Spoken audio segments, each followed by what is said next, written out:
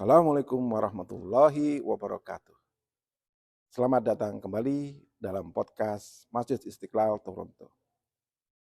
Pagi hari ini insya Allah kita akan bercerita tentang seorang tajir dan seorang petani.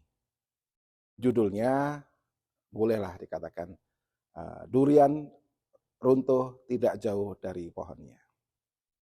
Pada suatu ketika zaman dahulu kala ada seorang tajir, seorang saudagar, seorang pedagang. Beliau adalah pedagang yang jujur, orang yang soleh. Beliau mendapatkan istri yang soleh juga.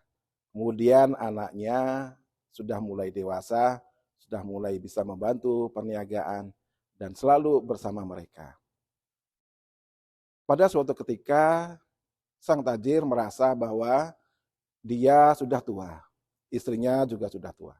Sehingga saatnya sudah saatnya untuk tinggal di suatu tempat untuk menikmati akhir-akhir usia tuanya.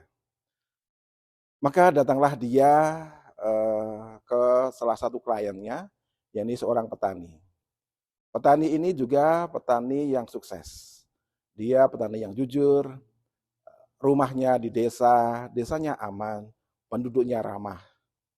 Dan petani ini kebetulan sedang menjual tanahnya.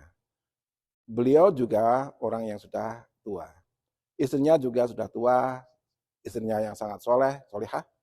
Kemudian anaknya juga sering membantu dia, sudah mulai dewasa. Maka terjadilah transaksi antara kedua orang ini. Seorang tajir dan seorang petani. Seorang petani, dia menawarkan dengan harga yang rendah untuk menjual tanahnya yang dia jual. Seorang tajir menawarkan dengan harga yang lebih tinggi karena dia merasa harga segitu terlalu murah gitu. Jadi dia memberikan 2 kali lipat dari harga yang ditawarkan. Maka sepakatlah terjadilah transaksi itu. Nah, sisa uang yang dikeluarkan oleh seorang tajir tadi untuk membeli tanah itu dipakai untuk membangun rumah. Maka beliau mulai membangun rumah yang besar.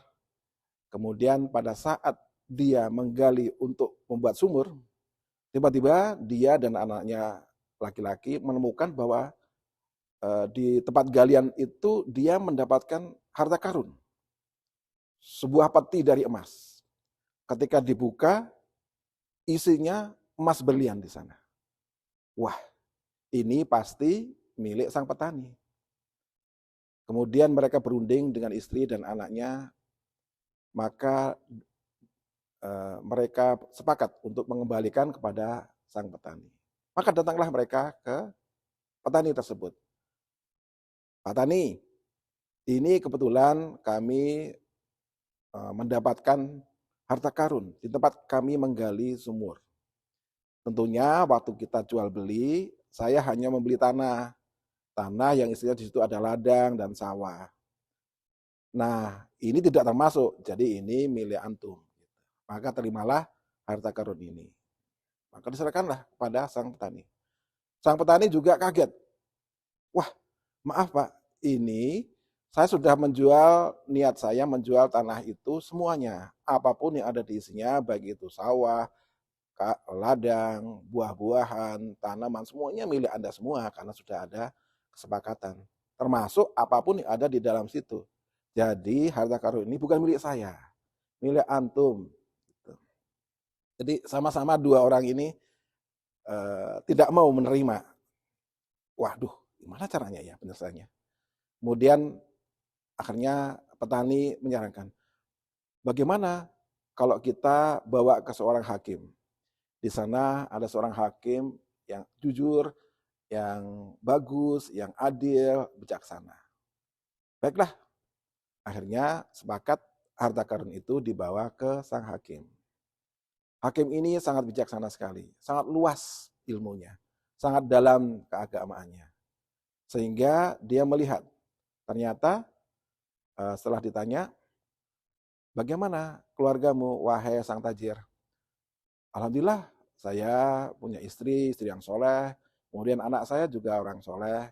Beliau saya ingin agar menjadi penerus saya, usaha saya di bidang perdagangan. Kemudian ditanya juga, bagaimana keluargamu wahai Pak Petani? Alhamdulillah keluarga saya baik-baik saja, saya juga sudah tua. Ini sudah saatnya retirement gitu. Jadi saya jual tanah saya ke beliau seharga yang sudah 2 kali lipat dari yang saya perlukan. Jadi saya sudah mendapatkan 2 kali lipat dari yang saya minta gitu. Kemudian istri saya soleh, juga sudah tua, ingin menikmati sisa-sisa hari akhirnya, dan anak kami juga soleha, ingin melanjutkan usaha istri saya jualan. Nah begini saja verdict atau keputusan dari saya, bagaimana kalau anak laki-lakimu, wahai tajir, dinikahkan dengan anak putrimu, wahai petani, aku yakin mereka adalah anak soleh dan solihah. Nah, buat saja maharnya harta karun itu. Gitu.